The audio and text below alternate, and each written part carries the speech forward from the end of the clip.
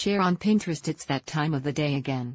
Your normally happy-go-lucky baby has turned into a fussy, inconsolable child who just won't stop crying.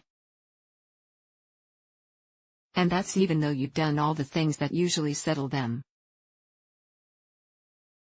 Bet you feel like adding your own tears to the deluge. Could this be the witching hour? What is the witching hour?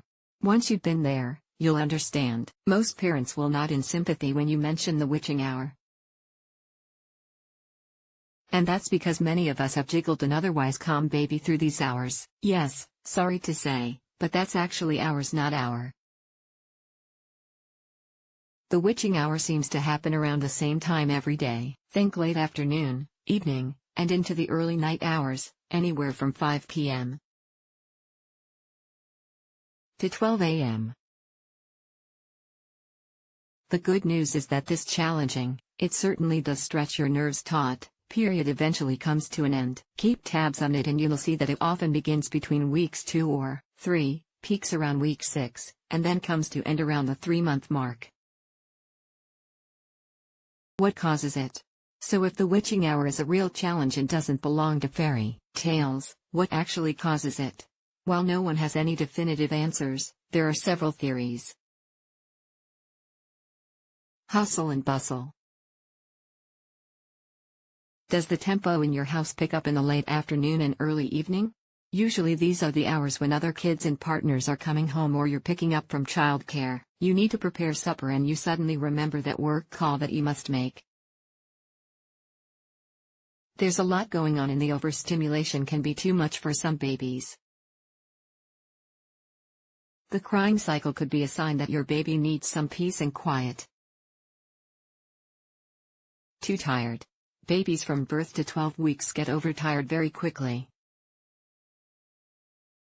When your baby is overtired, cortisol and adrenaline are released into the bloodstream. You'll find it especially hard to soothe your baby when these wake-up hormones are streaming through their little body. Lower milk supply. Most moms find that toward the end of the day, their milk supply seems to be less plentiful. Possibly, this happens because our levels of prolactin, the hormone that helps produce milk, are lower at the end of the day. Lower levels of prolactin mean a slower milk flow, and that's understandably frustrating for a hungry baby. Growth spurts. During their first year, your baby will go through many growth spurts. Usually, these growth spurts will come at around 2 to 3 weeks, 6 weeks, 3 months, and 6 months old.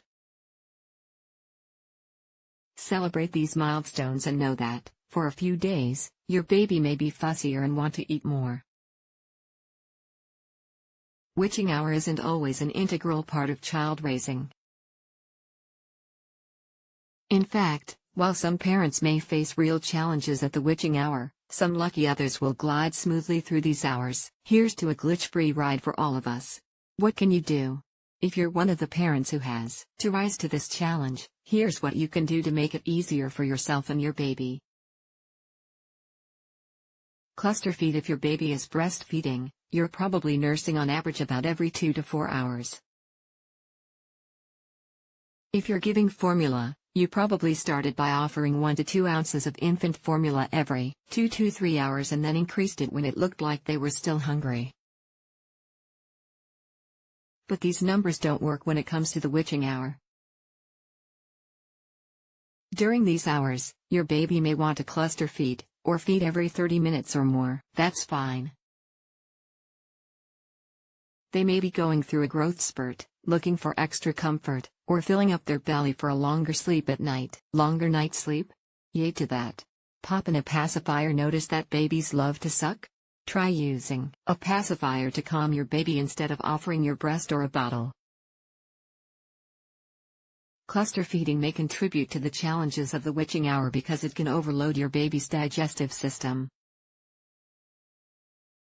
Using a pacifier gives you a second advantage.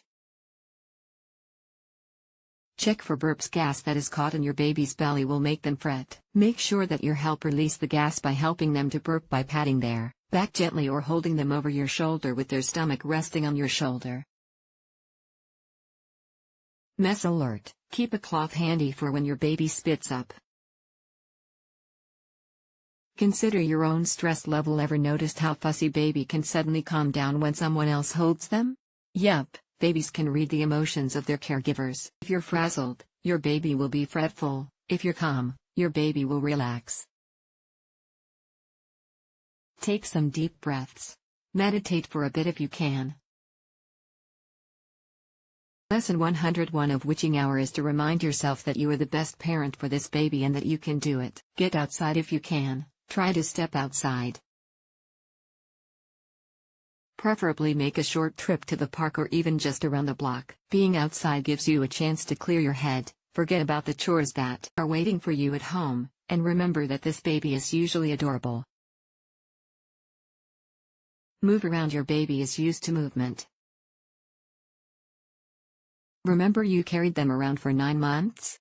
Try putting them in a swing and letting the motion soothe them. If you want to free up your arms so you can work, use a baby carrier. Try skin-to-skin. Close contact with your baby can work like a charm. Your baby will most likely relax when they feel your skin against theirs. And as you snuggle up and inhale that baby scent, you probably will too. Switch caregivers. Don't be shy to ask for help. If you're getting frustrated, or just need a break, ask your partner or a family member to help out. They've probably been waiting for you to ask. When is it something more? So much for the witching hour, but could the incessant crying be something more? It depends. If your baby is crying for 3 or more hours a day, 3 or more days a week, for 3 or more weeks at a time, you might want to consider colic, especially if your baby is arching their back or pulling up their legs towards their belly. Colic starts at around 6 weeks and often fades by month 3 or 4. Colic could be caused by, surprise, too much milk. If you have an oversupply of milk coupled with a forceful letdown, your baby could be taking in too much air while feeding. This will give them lots of gas and pain. Reflux, or GERD for gastroesophageal reflux disease, when the reflux happens often, causing damage to the esophageal lining, could also make your baby cry that tad too much. Reflux happens where irritating stomach acids are regurgitated into the esophagus. Think heartburn to empathize with your baby. If it's reflux, you'll probably notice that your baby frequently spits up and seems unhappy about it.